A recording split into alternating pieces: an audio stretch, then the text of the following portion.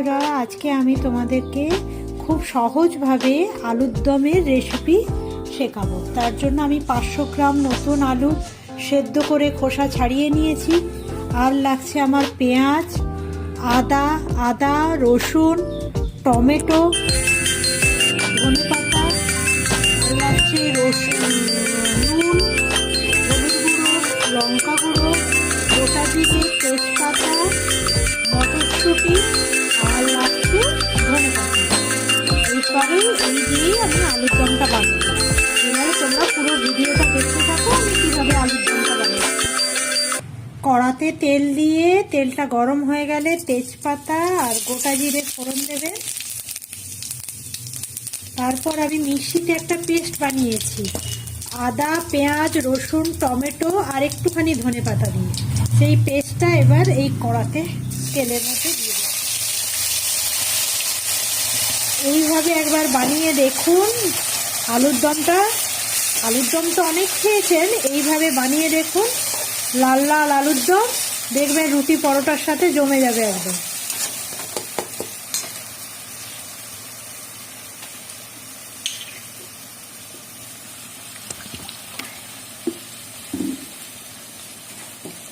মিক্সির বাটিটা ধুয়ে আর একটু জল দিয়ে দিলাম। এরপর নুন,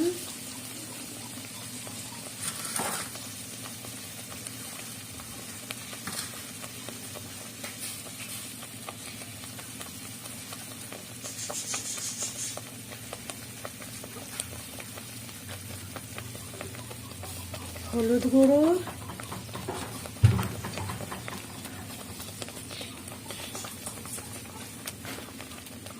লঙ্কা গুঁড়ো দিয়ে এবার মশলাটাকে আমরা কষাবো।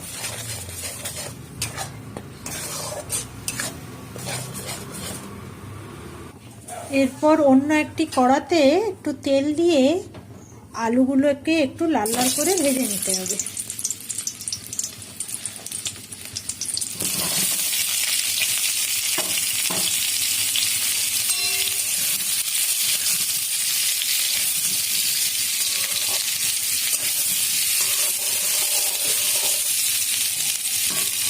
আমি সেদ্ধের সময় একটু নুন দিয়েছিলাম যাতে আলুর ভেতরে নুনগুলো ঢুকে যায়, আর ভাজার সময় একটু নুন দিচ্ছি যাতে নুনটা আলুর ভেতরে খুব ভালোভাবে ঢুকে যায়। আলুগুলো লাল লাল ভাজা হোক আর ওইদিকে মশলাটা কষিয়ে তারপরে আমি বাকিটা দেখাচ্ছি আপনাদের। এই দেখুন মশলাটা থেকে তেল বেরিয়ে এসছে, মানে মশলাটা এবার কষা হয়ে এসছে। এরপর এর মধ্যে আমরা টমেটো অ্যাড করব। টমেটো কুচি করে রেখেছিলাম, কিছুটা বাটার সাথে দিয়েছি, কিছুটা আবার এখন দিলাম। এটা একটু ঢাকা দেবো, দিতেই টমেটোগুলো নরম হয়ে যাবে। তারপরে আমরা ওর মধ্যে আলু আর মটরশুঁটি করে দিয়ে দেবো। ঢাকা দিয়ে দিই,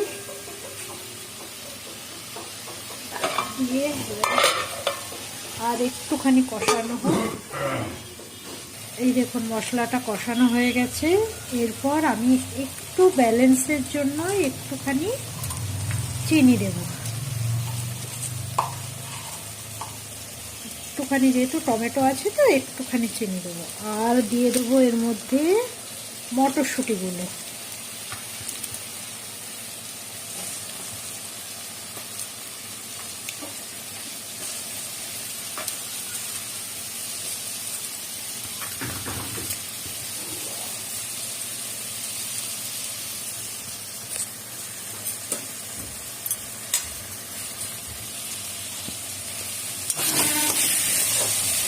হয়েছে, এরপর এর মধ্যে আমি আলুগুলো দিয়ে দেবো।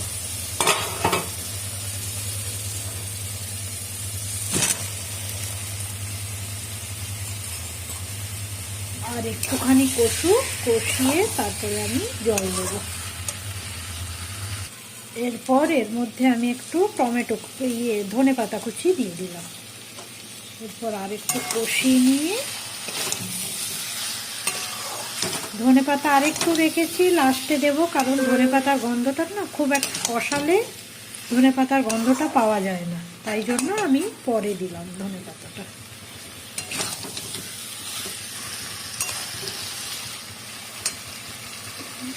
এরপর একটুখানি জল দেব, কারণ যেহেতু আলুটা সেদ্ধ আছে তাই জন্য জাস্ট একটুখানি জল দিয়ে একটু মাখা মাখা হলেই আমি নামিয়ে নেব।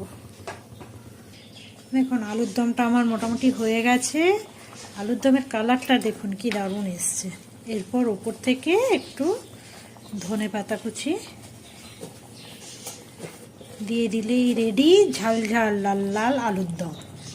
রুটি পরোটার সাথে খেতে দারুণ লাগে। আপনারা এইভাবে একবার বানিয়ে দেখুন আর দেখে আমাকে কমেন্ট করে জানান কেমন হয়েছে।